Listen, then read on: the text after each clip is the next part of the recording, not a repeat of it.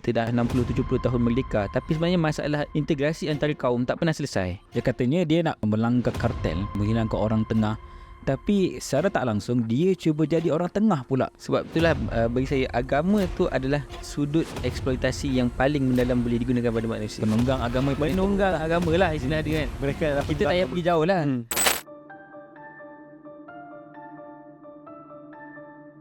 Anda sedang mendengar Lensa Fikir, merungkai akar realiti. Okay, selamat datang ke Lensa Fikir, rancangan sembang santai isu semasa, berlensakan falsafah dan pemikiran. Oh, berat bunyinya. Saya terus mengantuk dengar. Apa, sembang santai. Sampai. Okey. So bersama saya Ahmad Ismat dan Saya Firdaus Zalani. Saya Amirul Ashraf. okey. Kita nak menyingkap realiti pada akarnya. Nampak macam berat dan besar, tapi tak apa, kita cuba rungkai satu persatu, cerakinkan. Buat kata PMX kita. Okey Okey, cuma saya nak tanya Saudara Firdaus, apa kepentingan sangat kita nak cerita isu semasa berasaskan, berlensakan, berkantarkan falsafah ni? Ada kepentingan ke? Saya rasa memang benda tu pun akan jadi perbualan ramai lah. Yang lagi-lagi sekarang ni saya tengok banyak podcast dah mula naik. Betul? Antara yang famous Keluar Sekejap lah. Kan? Jadi dalam itu pun dia punya konsep dia adalah berbahas tentang isu semasa. Jadi mungkin akan timbul persoalan lah, jadi apa kelainannya yang cuba kita bawa kat sini kan. Jadi, saya rasa sebenarnya satu sudut yang unik, yang mungkin kelainan yang sudut kita bawa adalah kita cuba mendekatkan sama ada pendengar ataupun kita sendiri, untuk kita membiasakan untuk bila kita melihat isu semasa tu, kita dapat melihat pada sudut yang berbeza ataupun sudut yang lebih dalam. Okey. Dia bukan fakta isu kan, fakta perkara yang berlaku itu. Ataupun mungkin di sebalik suatu fakta, peristiwa lain. Itu yang biasa orang bahas kan. Okey. Tapi kita nak cuba lihat di sebalik satu peristiwa tu, apa sebenarnya landasan ataupun akar yang membawa kepada peristiwa tersebut berlaku. Kiranya lapisan yang lagi bawah lagi lah daripada lapisan yang biasa orang tengok. Biasa lapisan luar, isu kulit dan sebagainya. Maksudnya apa, what between the lines lah kalau boleh kata. Saudara rasa banyak tak orang lihat sudut macam ni? To be fair, kita sendiri pun sekarang ni tak banyak lah berbincang pasal isu-isu falsafah ni, dan ada orang cakap pun falsafah ni untuk orang dalam universiti je, ataupun untuk orang kayangan je. Orang biasa ni, orang marahin tak bincang lah. Dan mungkin sebenarnya berkait dengan budaya kita kan. Budaya kita ni, budaya hari inilah, terutama dengan social media, kita nak cepat. Jadi bila datang isu pun kita nak difahami dalam seorang sebut macam mi segera. Difahami dengan cepat tanpa kita faham benda tu secara masak. Menyebabkan kesan dia apa? Kesan dia kadang-kadang kita memahami isu tu secara emosi. Reaksi dengan kefahaman yang tak betul. Jadi benda-benda tu lah yang jadi biasanya macam orang dapat data tapi orang tak boleh nak proses data tu. Maksudnya dia selalunya orang dibentangkan dengan hidangan data-data yang keluar dan sebagainya, tapi orang nak difaham secara mengikut beberapa aliran yang ada lah. Kita kata aliran politik ke. Saya rasa macam kalau kita makan makanan. Kalau kita makan makanan ni mahal, lapar saya malam. Kita makan makanan mahal, kita sanggup tak telan terus? kita bau dulu, kita tengok sikit-sikit, bau dulu, makan dulu. Jadi kita kunyah betul-betul, barulah kita dapat rasa menikmati benda tersebut. Cuma saya jarang makan makanan mahal lah. Sama lah, sama. Ini kita membayangkan bersama. Kita bayangkan je lah. Tapi saya syak sikit lah kalau Rasha cakap dia bayangkan je. Saya bayangkan kadang-kadang yang dahulu sekarang tak makan. So krisis ekonomi sekarang kan, OPR dan sebagainya. Okey, jadi kita dah nak melihat kepentingan membahaskan satu isu berdasarkan perspektif falsafah. Mungkin kita nak pilih beberapa isu lah kan untuk kita bincangkan pada hari ini. Isu-isu yang mungkin santai, tapi kita nak cuba korek daripada perspektif akidah, pemikiran tu. Okey, Jangan pergi akidah lagi. akidah lah, akidah. Lain pula nanti kan jadi ceramah kan. Okey, yang kita pilih hari ni founder Misi Rakyat. Kan viral di Twitter, di Facebook dan juga di TikTok.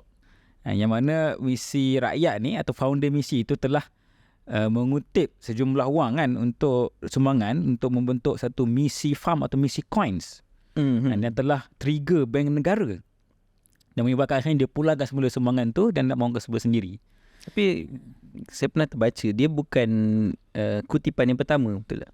Betul. Maksudnya sebelum ni dia pernah dapat membantu anak-anak yang sakit macam Nail, ada baby Nail lah. baby Nail, ada 2-3 orang baby Tiga orang. dibantu sampai dapatkan 20 juta. And cuma berbeza time tu tak Trigger lagi jadi lah. isu lah. And dan bahkan orang angkat dia macam seolah macam Hero lah. yang mampu dapat kumpulkan dengan banyak kan. Cuma mungkin apa yang bezanya pada kali ni? Beza yang saya faham, saya nampak yang menjadi isu kat sini adalah sebelum ni dia kutip untuk bantuan orang lain. Cuma kali ni dia kutip untuk buat satu empire yang dibangunkan oleh dia sendiri. Dia katanya dia nak melanggar kartel, menghilangkan kartel, menghilangkan orang tengah.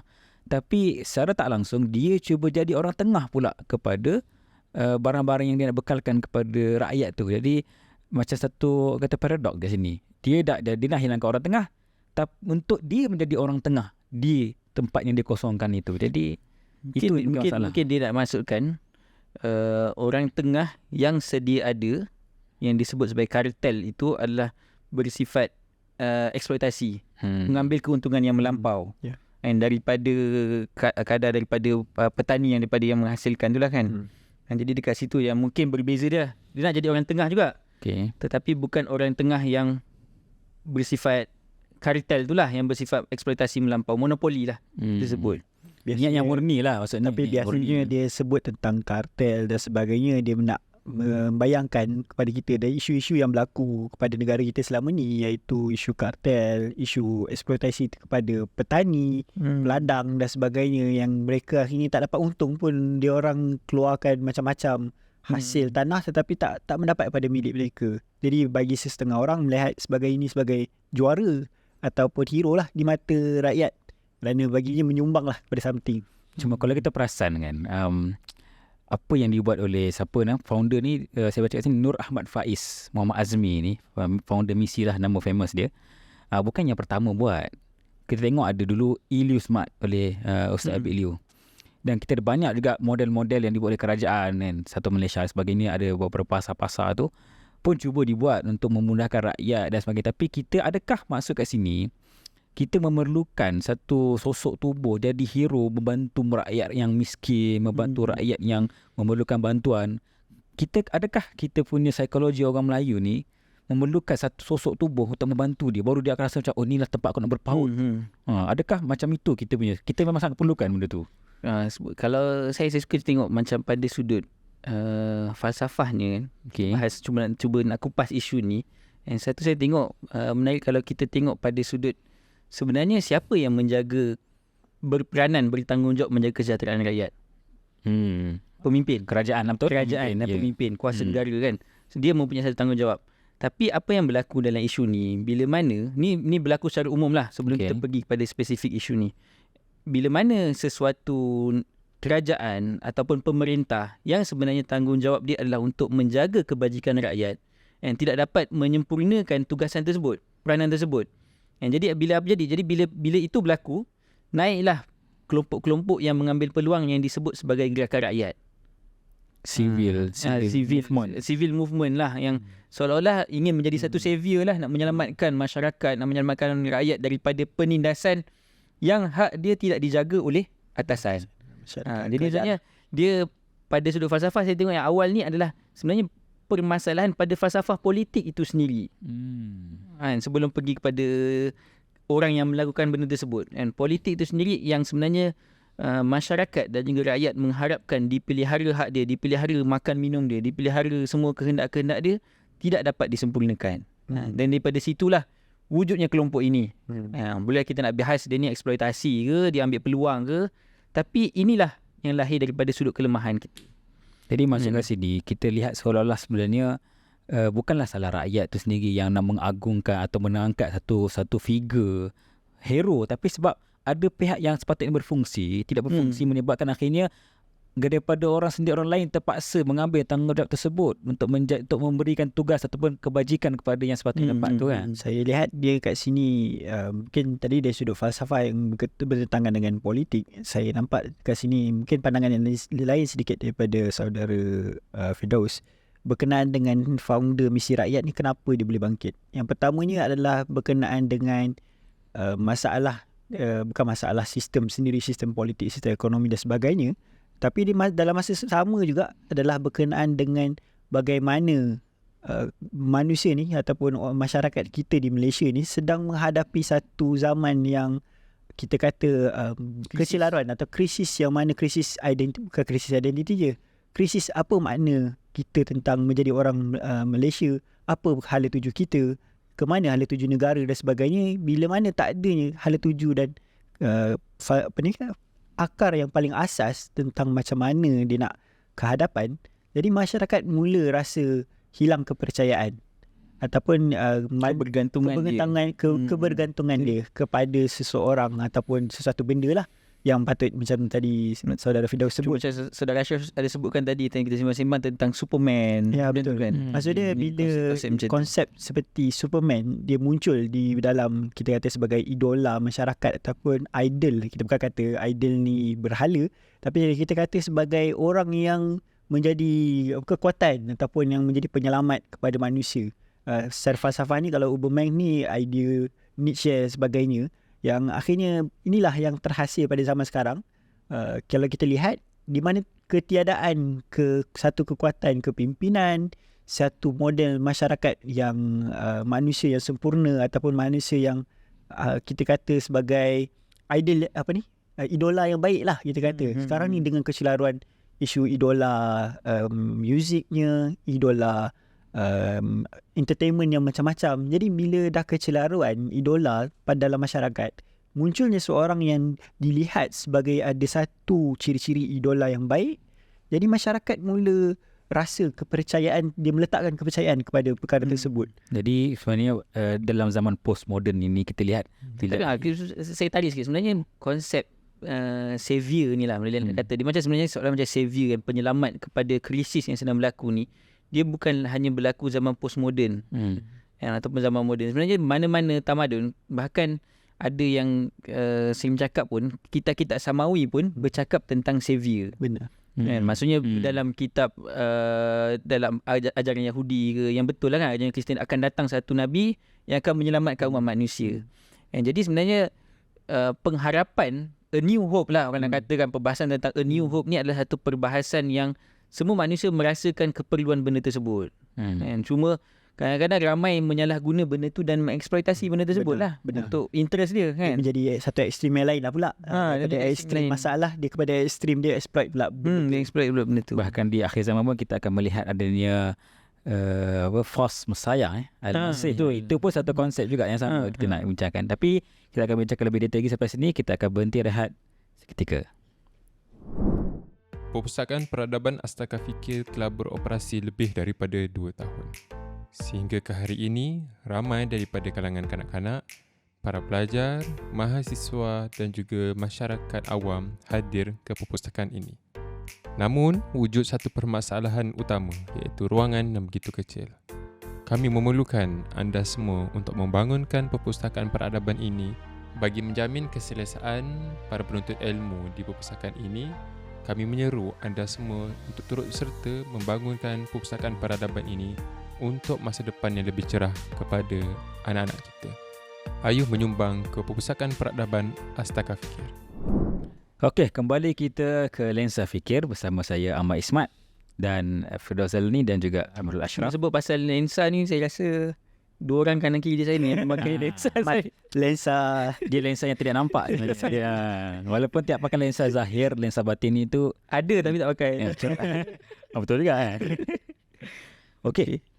Isu yang kita nak bincangkan seterusnya pada hari ini, satu berita yang mungkin hangat yang kita bincangkan. Tengok Suruhanjaya Pilihan Raya SPR telah mengadakan mesyuarat pada Rabu semalam 5 Julai berkaitan pilihan raya negeri. PRM melibatkan 6 negeri berkaitan pembubaran Dewan Undangan Negeri, Kedah, Kelantan, Terengganu, Penang, Selangor dan Negeri Sembilan.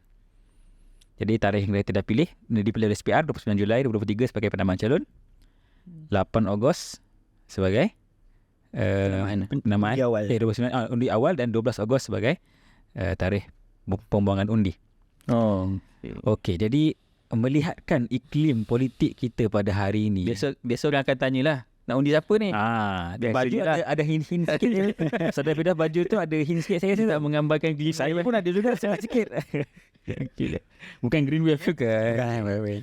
Cuma kalau kita nak berbahas isu politik secara falsafah, macam iklim politik kita sekarang ni melihatkan ada macam seolah-olah pertembungan bersifat perkauman sikit.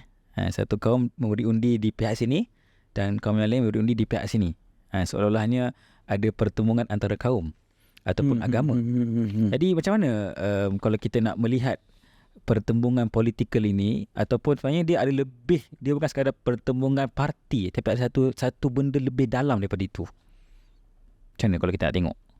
Bagi saya sekarang ni kalau kita tengok isu kaum dan sebagainya yang diperbesarkan lah sebenarnya, kalau kita tengok diperbesarkan oleh ahli politik dan sebagainya. Kalau kita secara manusia, secara tabi'i pun, kalau kita tengok dalam sebelum kita pergi kepada politik secara umum, manusia secara tabi'i ni adalah manusia yang memerlukan kepada kaum, ataupun dia adalah berasaskan identiti lah, ataupun kita kata dia ada hubungan dengan seseorang ataupun sesuatu dalam sosial, sebagai makhluk sosial yang ada identiti yang sama, yang mana akhirnya daripada identiti yang sama itu dia boleh mencapai sesuatu hadaf ataupun sesuatu Hidup bersama lah. hidup bersama untuk mencapai sesuatu, coexist untuk mencapai sesuatu. Jadi bila kita tengok, kalau kita sebut sekarang ni orang Cina, orang India dan orang Melayu sendiri, setiap daripada kita ni tak dinafikan memang ada kita punya keterikatan pada bangsa ataupun kaum lah. Kita kata kaum lah, sebab bangsa ni dia akan nanti kita boleh bincang lah kot tentang masalah istilah bangsa yang dibangunkan oleh Barat tu sendiri. Yang akhirnya kita tengok kaum kita sekarang ini, kalau dimatikan, kita akan menjadi seperti Perancis atau contohnya. Baru ni pun ada satu rusuhan. Peristiwa rusuhan. Okay. So itu pun dikatakan berdasarkan penganalisa dan sebagainya, seperti di ekonomi dan sebagainya, yang mengatakan isu ni adalah hasil daripada isu kematian multiculturalism. Cuma satu sudut yang menarik, kita ingat pasal Perancis tu, kan dia seolah-olah ada satu kebangkitan lah rakyat kan. Tapi yang agak menarik, kan polis tu dia menembak secara dekat kan. Okay. Dia membunuh seorang Afrikan kan. Orang Algeria. Okay. Cuma dalam kes tu seolah macam kebangkitan. Misalnya seolah-olah masyarakat menolak lah. Tapi dari segi sumbangan duit, betul. keluarga polis tu dapat jauh lebih banyak daripada kan Algerian tu yang dapat. Dia berjaya, maksudnya bukan Algerian, yang polis yang dapat. Yalah, polis tu dapat jauh lebih banyak. Dia dapat 1 point berapa juta dapat kumpulkan. Yang Algerian ni dapat dalam 200-300 ribu saja. Betul. Dia katanya disebabkan kebangkitan itu ada orang empati pada polis dan sebagainya lah. Dan kalau kita lihat pun, bukan di Malaysia saja yang data zahir benda ni. Kalau kita lihat pun contohnya di Eropah, macam di Britain kan, Brexit. Lepas tu kita lihat kebangkitan Donald Trump. Jadi kita lihat sebenarnya demokrasi liberal yang mengangkat nilai-nilai multiculturalism, multiracial sebagainya ni dah mula nampak bibit-bibit kejatuhan dia. Orang kembali kepada satu bentuk perkauman yang berdasarkan kepada bangsa ataupun kaum itu sendiri. Jadi adakah sebenarnya pembentukan bangsa yang buatan ini, Malaysian apa dan sebagainya, yang tidak meraihkan sendiri, maksudnya asal usul darah keturunan dia itu, akan satu tahap tu sampai ceiling dah, dia memang akan jatuh dan kembali terzahir semula asal usul tu ke? Ataupun itulah saya lihat, maksudnya dia adalah perbahasan tentang perbahasan falsafah tentang integrasi. Maksudnya bagaimana dua pihak, dua kelompok ini boleh masuk secara bersama. Jadi ada berbagai konsep kan, sama ada dipanggil apa, melting pot. Maksudnya kedua-dua ini dicairkan. Ini yang paling banyak hari ini. Maksudnya seolah-olah bangsa mana pun bila duduk di US dia menjadi American. Macam Indonesia lah. Itulah nation state pun. Nation state lah. Indonesia pun macam tu kan. Di Malaysia pun seolah nak cuba macam tu. Maksudnya semua daripada pelbagai bangsa dicairkan jadi pada gambaran teorinya seolah macam cantik. Tapi pada realitinya ataupun secara fitrahnya mustahil benda tu boleh berlaku. Dan hakikatnya inilah yang berlaku kat Malaysia. Dan inilah yang kenapa berlaku sampai hari ini. Kita dah kata dah 60-70 tahun merdeka, tapi sebenarnya masalah integrasi antara kaum tak pernah selesai. And baru-baru ni pun kita ada tentang isu sekolah vernacular. Maksudnya yang berlaku dalam politik yang kita kata wave ke undi berdasarkan parti untuk bangsa tertentu ni hanyalah panggil apa? Fenomena yang lahir daripada masalah memahami apakah erti perpaduan ataupun bagaimana kesatuan antara bangsa itu berlaku. Senang kata kalau lagi bawah lagi mungkin kita pergi falsafah, masalah dia nak faham apa itu manusia ataupun kehidupan sosial manusia sendiri. Jadi bila dia bersikap melting pot, tentulah bangsa ini tak akan sanggup sebab dia ada interest dia. Setiap bangsa ni ada interest dia. Jadi akhirnya apa yang berlaku tu adalah pada hari inilah kan. Maksudnya apa yang berlaku kita nampak hari inilah semua yang berlaku. Jadi adakah sebenarnya kita ingat benda ni dah selesai dengan adanya kita panggil sebagai mungkin rukun negara, dengan adanya akta-akta ordinal pendidikan yang kita cuba akhirnya membentuk satu warga negara Malaysia yang berdaulat kan. And regardless of asal usul dari mana, walaupun kita tak nafikan penjajah telah berikan kita satu kesan-kesan penjajahan yang sukar kita teruskan di Malaysia ini. Jadi apa sebenarnya, kita ingat benda dah selesai, tapi kita sebenarnya perlu revisit, kita perlu kaji semua, rungkai semula permasalahan ni untuk bentuk satu masa depan yang lebih gemilang. Jadi adakah model ataupun satu bentuk mungkin kita kata sebagai panduan untuk kita jadikan sebagai permulaan perbincangan kepada perpaduan ini, isu perpaduan antarabangsa ni? Itulah walaupun kita seolah-olah dah digambarkan banyak seolah macam slogan lah yang nak menyatukan dengan keluarga Malaysia. Tapi bagi saya secara tindakan dan dekat kerja tidak menunjukkan seriusnya kita untuk mencapai kepada makna tersebut. Slogan dan juga retorik politik sahaja. Dia hanya menjadi satu retorik politik sahajalah. Contoh tentang isu bahasa, tentang isu ekonomi, tentang isu pendidikan. Semua tu masih lagi dalam kerangka terpecah-pecah antara bangsa. Jadi apa yang kita nak harapkan? Maksudnya permainan tersebut hanyalah nak menunjukkan seolah-olah ahli politik ini ada kehendak dan ada cita-cita untuk mencapai perkara tersebut. Tapi pada tindakan langsung tidak menunjukkan perkara tersebut. Sebab apa? Sebab ahli politik untuk sentiasa kekal berkuasa, pragmatik. Dia kena bersifat pragmatik. Dia kena bersifat bermain interest pada semua kaum. Jadi kaum ini suka ni, dia akan bagi ni, suka ni. Tapi dia tidak mencipta satu mutual interest. Ini boleh menyatu padukan antara kaum. Dia tidak bersungguh lah. Tapi dari satu sudut yang kita boleh tengok lah juga falsafah nasionalisme ataupun sekarang ni kita mungkin terbahagilah kat Malaysia ni yang antara gerakan sekular nasionalis, gerakan yang cuba Malaysia dan cuba meleburkan semua.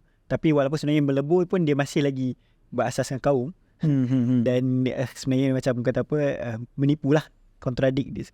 Dan juga kalau kita boleh tarik lagi dalam sejarah Islam sendiri, dalam sejarah Islam ni dia banyak solusi-solusi yang sebenarnya mungkin dia orang tak nak iktiraf dia bahawa dalam Islam kita telah berjaya membuat untuk masalah perkauman, masalah toleransi, walaupun kita kata adalah sedikit-sedikit mungkin macam Piagam Madinah kan, sebagai contoh kan. Lebih kurang Piagam Madinah. Dan kita tengok sepanjang zaman pun selama 1000 lebih tahun, isu-isu keagamaan ataupun antara kaum yang mana secara falsafah ni mereka telah boleh hidup bersama, yang dia boleh mengiktiraf. Kalau kita tengok pun dalam sejarah Islam lebih 60% ataupun sebenarnya kalau kita tengok majoriti daripada yang duduk dalam tanah Islam zaman dulu adalah orang Kristian ataupun orang bukan Islam, Kristian dan Yahudi dan sebagainya. Dan Yahudi pun yang hidup paling aman pun di bawah pemerintahan Islam. Betul, dia sampai golden age dia. Golden age dia. So jadinya masalah salah satu masalah yang tidak berjaya ini kerana mereka lagi masih mencari apa itu masalah moral, macam mana nak menetapkan moral dalam isu, ataupun sebenarnya dia tak nak selesaikan pun. Dia pun tak selesaikan pun jadi sebab itu masalah politik. Ataupun kalau secara dia nak jujur pun, orang yang jujur pun nak selesaikan, dia tak tahu macam mana nak selesaikan permasalahan gender. Okey, jadi sebenarnya kesimpulan lebih kurang kita kata kita memerlukan negarawan, bukan politikus sebenarnya, yang mementingkan masa depan, yang mementingkan identiti, kuasa nasional dan sebagainya untuk memandu Malaysia ke arah bahas depan. balik perpaduan dengan erti mana yang kita nakkan. Kita nakkan. Kalau tak kita akan masih terus dengan terus sama ada isu sekolah-sekolah dan sebagainya, kecil-kecil lah sebenarnya, tapi dia menggambarkan permasalahan kita. Jadi kita akan berhenti rehat dan kita akan sambung selepas ini. Manifestasi cinta Allah, tiada pohon batu. Okey, kembali kita ke rancangan Lensa Fikir. Okey, isu terakhir yang kita nak bincangkan pada hari ini. Baru-baru ni ada serangan berlaku di Jenin di tepi barat Palestin. Saya mungkin bacakan sedikit maklumat atau info untuk pendengar dan penonton yang mungkin tak tahu. So, serangan rejim Zionis ke atas kamp pelarian Jenin di tepi barat membunuh kurang-kurangnya 12 rakyat Palestin, termasuk 5 kanak-kanak. Mengikut laporan Al Jazeera mengatakan ini adalah serangan yang terbesar yang berlaku di tebing barat yang mencederakan lebih 100 orang, melibatkan 10 serangan udara terhadap kamp pelarian. Ini telah sebagai satu jenayah perang. Jadi kalau kita lihat isu Palestin ini, kita ingat itu bulan puasa tak ada serangan, ingatkan dah selesai lah, tapi rupa-rupanya dia tunggu, dia simpan sampai Raya Haji baru dia serang. Macam mana kita nak melihat isu ini? Saya baru ni ada sembang dengan saudara Ashraf baru ni. Saya ada dengar satu Spotify oleh Zygmunt Bauman. Zygmunt Bauman. Okay. Dia ada menarik satu idea dia, mungkin dah lama berbahas idea ni kan. Cuma dia menggambarkan sebenarnya apa yang berlaku di Palestin, kekejaman, sikap Zionis, bahkan Holocaust, perkara yang berlaku pada Yahudi. Sebenarnya dia bukan satu tindakan moral yang lahir bertentangan dengan falsafah barat yang sedia ada. Maksudnya itu yang disuruh. Tapi benda itu sendiri sebenarnya lahir daripada falsafah diorang sendiri. Membunuh orang dan menindas orang tu adalah falsafahnya. Betul. Membunuh orang, menguasai orang, memperhambakan orang, bersikap jahat pada orang, sampaikan kepada apa yang berlaku pada Yahudi itu sendiri. And dia ada buat satu buku, and Holocaust and Modernity. Kan. Okay. Maksudnya dia menggambarkan falsafah barat yang berkembang menjadi modernity hari ini, yang akhirnya telah meruntuhkan makna moral, meruntuhkan makna nilai, akhirnya melahirkan satu manusia, kelompok manusia yang bersifat fasis, yang bersifat kejam, yang membunuh manusia itu tak rasa satu benda yang salah pada sudut moralnya. Jadi daripada situlah dia rasa tanggungjawab lah kan. Malah dia rasa itulah satu tanggungjawab dia lah, sebagai kalau kita tengok pada sudut Israel, sebagai tentera lah. Tindakan dia tu pada kita melihat satu kekejaman manusia, bagaimana seorang manusia itu boleh bertindak dengan membunuh manusia tanpa rasa salah kan. Rasa fitrah, benda ni fitrah lah, manusia akan rasa bersalah. Tapi pada sudut moral dia bincangkan, kalaulah askar itu seorang statesman, seorang orang yang setia pada negara, sudah tentu dia akan bunuh. Dari sudut moralnya kan, sebab dia bertindak mengikut arahan, dan dia bertindak seolah-olah dia menjaga dia punya hak dia. Jadi sebenarnya dia nak gambarkan dekat situ Zionism, kekejaman, pembunuhan yang lahir pada hari ini, dia sebenarnya lahir daripada rahim falsafah moderniti barat yang sedia ada.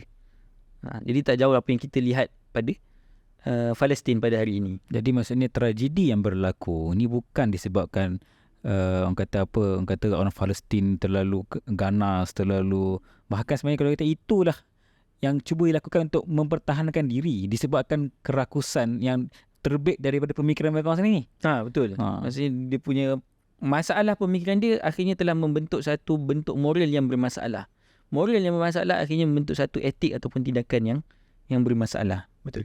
Jadi satu benda yang menarik tentang Israel dan Zygmunt Bauman dan sebagainya, dia berasaskan satu yang disebabkan Zionis sekarang ni lah, dia adalah satu hasil daripada moderniti barat tu, yang mana akhirnya dia pergi kepada, sebenarnya mereka ni adalah kita kata nir Tuhan ataupun ketiadaan Tuhan dalam dia punya, bukan hidup saja, dalam negara dia.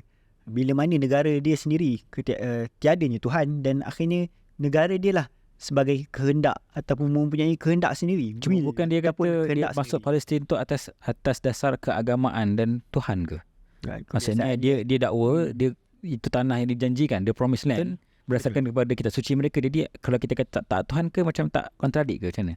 Sebab itulah bagi saya agama tu adalah sudut eksploitasi yang paling mendalam boleh digunakan pada manusia. Penunggang agama agama lah istilah dia kan. Kita tak payah pergi jauh lah. Berniaga pun penunggang agama pun berapa ramai beli kan, contoh kan. Betul. Apatah lagi dengan projek-projek besar. Seolah projek kenegaraan yang digambarkan seolah macam tu. Betul. Malah ramai pun orang-orang yang beragama dalam Yahudi, kita tengok apa nama yang disebut sebagai Orthodox Jews dan sebagainya, yang menentang penjajahan Israel. Zionis ni bagi mereka adalah satu penjajahan yang tiada kemanusiaan dan sebagainya. Bagi mereka sendiri rasa kemanusiaan tu ada, tapi bagaimana Yahudi ni ataupun Israel ni, dia sebagai satu negara tu sendiri ada satu kehendak yang mana akhirnya masyarakat ataupun rakyat di bawah yang menjadi rakyat Israel perlu bertunduk dan bertanggungjawab dengan kehendak tu. Mereka rasa tanggungjawab untuk kehendak negara mereka, iaitu negara untuk mengadakan negara Israel dan identiti Zionis dan sebagainya. Jadi sebab tu mereka boleh rasa seperti saudara Firdaus kata, boleh bunuh tanpa rasa bersalah, dan bila berjawab pada orang pun mereka tak ada rasa bersalah tu nak menjawab benda ataupun menipu dan sebagainya. Bagaimana ideologi fasis yang macam ini boleh diterima oleh Barat dan juga negara-negara besar seperti US? Sebab kalau kita tengok atas kertas macam mana, kita tengok US mengkritik Rusia atas perang kepada Ukraine. Tapi kenapa ada satu double standard yang berlaku pada Palestin, sedangkan kita tak lihat, tak ada beza pun apa yang berlaku atas serangan-serangan kepada Palestin dan Gaza terutamanya yang dibawa oleh Putin di Rusia, di Ukraine. Itulah maksudnya kenapa kalau kita tengok hari ini pun dalam dunia hari ini dipanggil far right wing kan, yang berbentuk fasis, yang berbentuk ganas, ekstremis nasionalis kan, banyak naik. Kan tu ada yang sebutkan dia sebenarnya adalah lahir daripada modernity tu. Bila mana modernity ni, dia panggil istilah dia di-liquid kan, dicairkan semua bentuk-bentuk moral yang dan juga bentuk-bentuk kepercayaan yang sebelum ini bersifat solid. Maksudnya daripada sudut kepercayaan ke moral baik jahat ke, semua tu dah dicairkan, di-liquidkan, di-vaporizekan.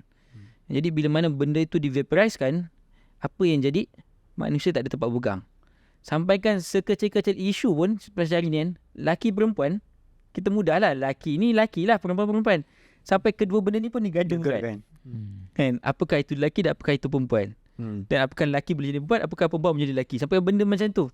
Maksudnya dia simple, dia complicated. Dah sampai tak ada apa lagi benda yang dia tidak rungkai, persoalkan. Jadi apa yang lahir manusia macam tu? Dan kesan dia lahirlah manusia yang tak tahu dah apa tujuan hidup dia, dah tak tahu dah apa kehendak dia, dah tak tahu dah tempat kebergantungan dia, tak ada benda yang dia percaya dah. Dan tak kenal diri lah.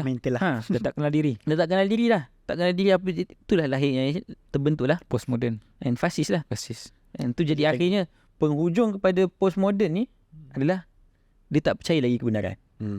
Itu disebut sebagai post-truth lah. And pasal kebenaran. Jadi runtuhlah semua tu. Hancurlah. Jadi kalau kita iktiraf pun apa yang dibuat oleh Zionis sebagai rejim Zionis sebagai jenayah perang, dia orang tak rasa jenayah ke? Ini ibadah. Ini tanggungjawab aku. Aku buat ikut kefahaman dan agama aku. Jadi kita lihat benda ni macam satu kontradik yang besar kan? Macam mana kita berbeza neraca macam tu. Kalau kita tahu bagaimana sebenarnya bentuk moderniti itu telah menghapuskan nilai kebenaran sampai jadi macam tu kan. Itu macam boleh saya baca buku Al-Buti, dia tajuk dia Allah atau falsafah macam tu kan. Persoalan dia Allah atau manusia. Allah atau manusia. Dan dia pergi kepada debate tu lah, bila dia nak kata moral kan, maksudnya tindakan manusia itu kalau akhirnya dia nak menggantungkan manusia yang tentukan moral dia memang akan jadi tak boleh, dia akan jadi kontradik, dia tak boleh pijak dan dia tak boleh pegang. Dan sebab dia akan, sebab itulah akhirnya dia letakkan, sebenarnya sebab itulah perlunya wahyu, perlunya Allah SWT sebagai syariat yang meletakkan satu bentuk nilai moral yang solid. Istilahnya boleh berpegang dan boleh berpaut dan sebagainya. Cuma bukan kita pernah bincang juga bahawa sebenarnya manusia itu sendiri secara fitrahnya boleh mengenal keadilan, boleh suka kepada keadilan, tidak suka kepada kezaliman, tanpa perlu pada wahyu pun dia faham benda tu. Bagi saya tu, kalau dalam bahasa ulama pun dia hanya boleh tahu benda itu secara umum. Cinta kepada kebaikan, benci kepada kezaliman, dia tahu secara umum. Tapi bagaimana nak mengelakkan benda tu berlaku? Dia tak boleh nak dapat benda tu, sebenarnya tak dapat benda tu secara detail. Sebab itulah menirullah tu. Sebab itulah contoh datangnya ilmu pewarisan, faraid. Dan tu nak mengelakkan berlaku kezaliman, supaya tegaknya keadilan, adanya hudud sebagainya. Tu sebenarnya adalah makna-makna yang nak memperincikan bagaimana supaya manusia tu benar-benar mencapai apa kepada kehendak fitrah ni tu kan. Betul. Kalau kita tengok pun kalau secara umumnya manusia berkenaan contoh isu Palestin tadi, kebanyakan orang yang berfikir ataupun walaupun dia tidaklah masuk Islam ataupun sampai wahyu lah istilahnya, mereka secara ideanya mereka faham bahawa permasalahan ini ataupun ada orang Israel sendiri yang telah mengkritik gerakan-gerakan Zionis ni, yang mana seperti Zygmunt Bauman sendiri adalah orang Israel kan. Jadi beliau boleh mengkritik permasalahan ini kerana beliau faham secara, kalau manusia yang berfikir mengenal apa itu moral dan sebagainya, mereka boleh faham bahawa permasalahan ni adalah satu benda yang masalah, bukanlah masalah yang kata apa dia boleh reka-reka ataupun boleh nak cuba mental, orang kata apa kita panggil sekarang mental gymnastik lah, nak cuba nak membolehkan perkara tersebut. Dia akan terpaksa pusing kerana dia tak ada ketiadaan seperti saudara Firdaus kata, dia adalah moral yang liquid, yang mana dia tak tahu nak pergi nak letak mana moral dan sebagainya. Jadi kalau kita tengok orang yang boleh berfikir, tapi orang yang berfikir secara tersusun dan sebagainya, boleh memahami secara umum benda itu adalah masalah dalam isu Palestin ini. Okay, jadi kita sebagai umat Islam, kita mengutuk sekeras-kerasnya lah tindakan rejim Zionis ke atas Palestin di Jenin, dan kita mengharapkan, kita menggesa lah pemimpin umat Islam terutama di seluruh dunia dan juga di Malaysia untuk bersama-sama menggesa lah ataupun mengutuk sekeras-kerasnya tindakan ini, dan kita mendoakan saudara kita di Palestin agar diberikan kekuatan untuk terus berjuang dan mempertahankan hak mereka di sana. Jadi saya rasa mungkin itu saja untuk hari ini.